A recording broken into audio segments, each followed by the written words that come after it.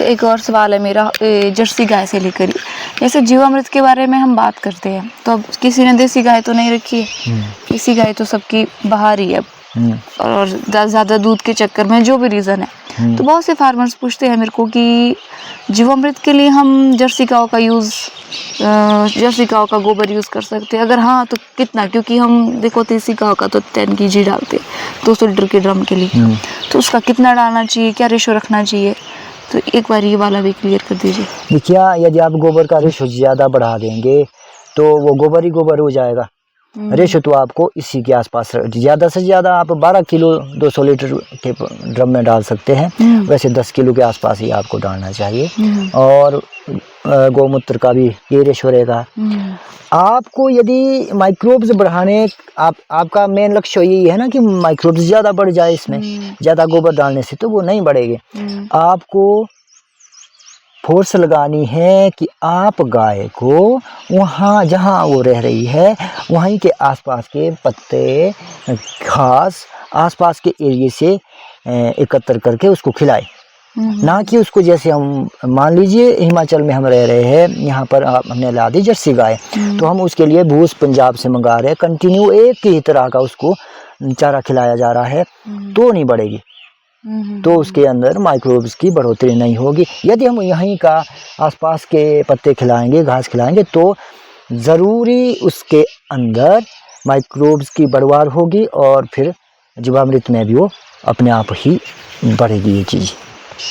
ठीक है, जैसे जीवामृत है हमारा, तो उसमें हम रेशो मेंटेन करके चलते हैं, 2 किलोग्राम गुड़, 2 किलोग्राम बेसन, 10 किलो गोबर गोमूत्र, तो अगर हमने रेशो कम या ज़्यादा कर लिया तो उससे क्या साइड इफ़ेक्ट होगा, उसका क्या मतलब, क्यों इसको मेंटेन करना पड़ता है रेशो? देखिए, ये रेशो को मेंटेन करना क्या काम करता है, कौन सी चीज़ क्या काम करेगी। गोबर डाला, माइक्रोब्स है, ठीक है, उसके लिए। अच्छा, गुड़ डाला, गुड़ से माइक्रोब्स की कोशिकाओं का विभाजन होगा, मल्टीप्लिकेशन होगा, वो 1 से 2 से 2 से 4, 4 से 8, 8 से 16, 32, 64, 128, ऐसे हर 20 मिनट में संख्या डबल होती है। 20 मिनट? हाँ, अच्छा, हर 20 मिनट में संख्या डबल होती है। मान लीजिए आपने गोबर डाला 10 किलो, तो 30 लाख माइक्रोब्स गए, तो जैसे वो स्टार्ट होगा, फर्मेंटेशन स्टार्ट होगा, तो अगले 20 मिनट में वो 60 लाख हो जाएंगे, अगले 20 मिनट में वो 120 लाख हो जाएंगे, ऐसे करके ये डबल डबल डबल करके इनकी जो संख्या वो बढ़ती रहती है। ये काम करेगा गुड़, ठीक है। यदि आपने गुड़ कम डाल दिया तो ये प्रोसेस स्लो हो जाएगा, और ज़्यादा डाल दिया तो एक लिमिट तक तो ठीक है, लेकिन यदि आपने अनलिमिटेड डाल दिया, आपको 2 किलो डालना था, आपने 10 किलो डाल दिया, फिर वो कुछ और ही बन जाएगा। फिर तो देखिए, किसी भी चीज़ की अति ज़्यादा है, वो कम की है या ज़्यादा की है, ये है। अच्छा, अब बेसन क्यों डालते हैं? बेसन है एक प्रोटीन। जब कोशिकाओं का विभाजन हो गया, माइक्रोब्स बढ़ गए, तो उनको चाहिए पावर आती है प्रोटीन से। तो जब प्रोटीन हमने दिया तो प्रोटीन से क्या बनेंगे? वो सशक्त बनेंगे, स्ट्रॉन्ग बनेंगे, क्योंकि उन्होंने अगली लड़ाई लड़नी है। क्या है कि जब वो वहाँ, तो एक अच्छा इन्वायरमेंट उनको मिल गया माइक्रोब्स को, तो हमने बेसन खिलाया, तो उसकी वजह से वो स्ट्रॉन्ग बनेंगे। जब हम उनको इंस्टॉल कर रहे हैं धरती माँ में, तो उस प्रोसेस के दौरान वो मरे ना, वो उस प्रोसेस को झेल पाए, क्योंकि अब उन्होंने एक घर से दूसरे घर में जाना है।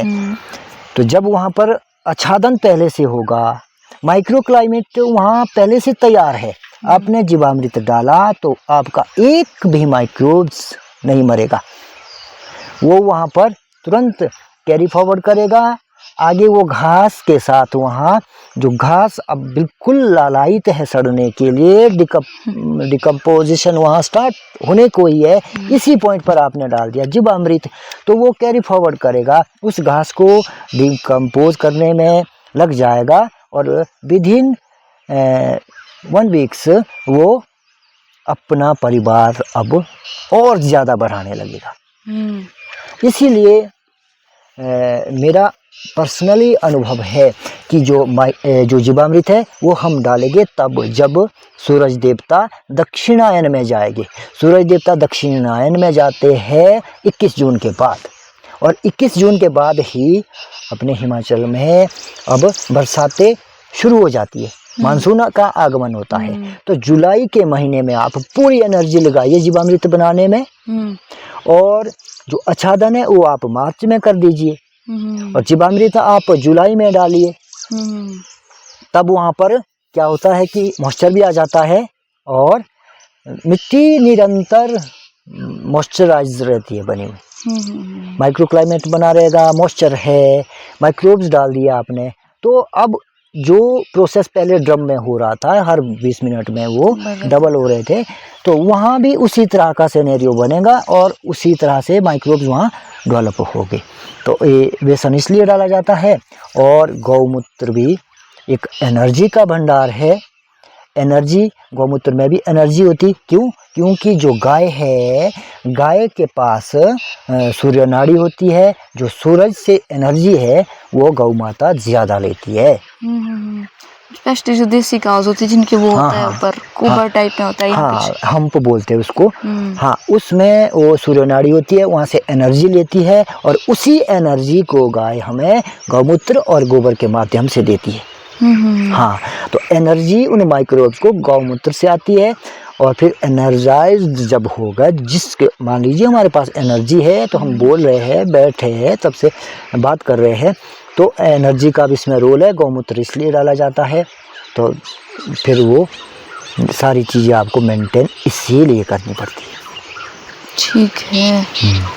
और दूसरा सवाल ये है, जैसे आपने बोला कि जब सूर्य देवता दक्षिणायन में जाते, फिर जैसे ये चीज़ें तो अब करते करते आपको पता चली है ना, मतलब लिखा तो नहीं है कि ना किसी ने आपको बताया, तो आपका सेल्फ खुद का एक्सपीरियंस है ये, है ना। पर जैसे जो फार्मर्स है जो नई नई शुरुआत कर रहे हैं, जिनके जैसे रूट रॉट जैसी प्रॉब्लम है, तो उनको तो सॉल्यूशन तो यही है, जीवामृत आच्छादन करो आप।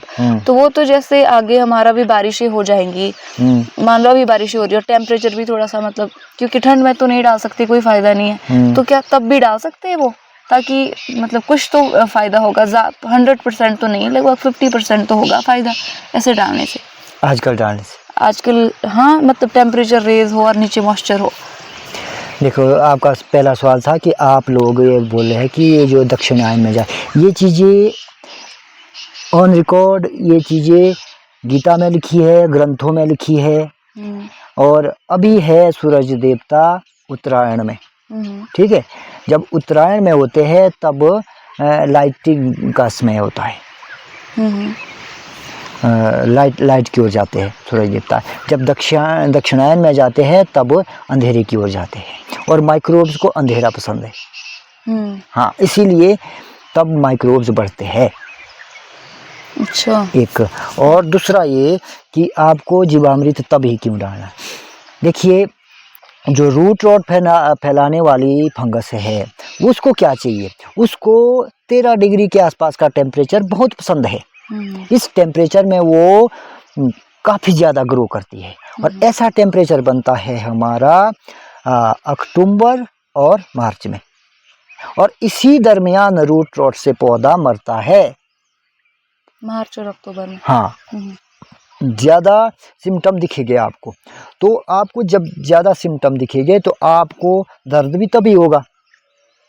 अभी फार्मर परेशान है आजकल, जहाँ जिस ऑर्चर्ड में वो है, क्या कहते हैं, रूट रॉट है, वहाँ पर एक तो वो पौधा लेट फ्लोरिंग करवाएगा, सुस्त चलेगा, पत्ते छोटे निकालेगा, स्किन रेडिश होगी, इस तरह के सिम्टम है। तो वो अभी परेशान होते हैं ज़्यादा, और अभी सलूशन भी चाहते हैं। तो वो उनकी तड़प जो अंदर से आती है, दर्द आती है, तो वो सोचते हैं कि मैं अभी इसके लिए कोई रेमेडी करूँ, कोई इसके लिए सलूशन निकालूँ। तो अभी उनके दिमाग में आता है कि मैं अभी करता हूँ। तो अभी यदि हम आजकल ही वो डालेंगे, जीवामृत डालेंगे, इतना बेनिफिट हम नहीं ले सकते जितना तब जुलाई अगस्त में होना था, इतना आजकल नहीं हो सकता। क्योंकि आजकल क्लाइमेट गर्म हो जाएगा, तुरंत आपने डाला, मान मर लीजिए जाएंगे। हाँ 100% डाले आपने, वो लगभग 5-10% वहाँ पर काम करेंगे, फिर आप डिमोटिवेट हो जाएगी कि तो काम ही नहीं करा जो हमने ये ट्रिक करी। तो इसलिए हमने इस ट्रिक को पकड़ा और हम 3 साल से यही कर रहे हैं। तो रिज़ल्ट फार्मर को आप दिखा सकते हैं, विजिट के लिए आ सकते हैं, जो पॉजिटिवली सोचे, जो मन की आंखों से देख सकता है। चलो मन की आंखों से क्या, ये तो वैसे भी अब दिखा रहे हैं पौधे अपने पत्ते वगैरह इन्होंने किस तरह के बना रखे हैं, आ सकते हैं विजिट के लिए। हम जो भी कोई हेल्प चाहता है हमारे से, हम उनको अच्छे से मन से बता सकते हैं।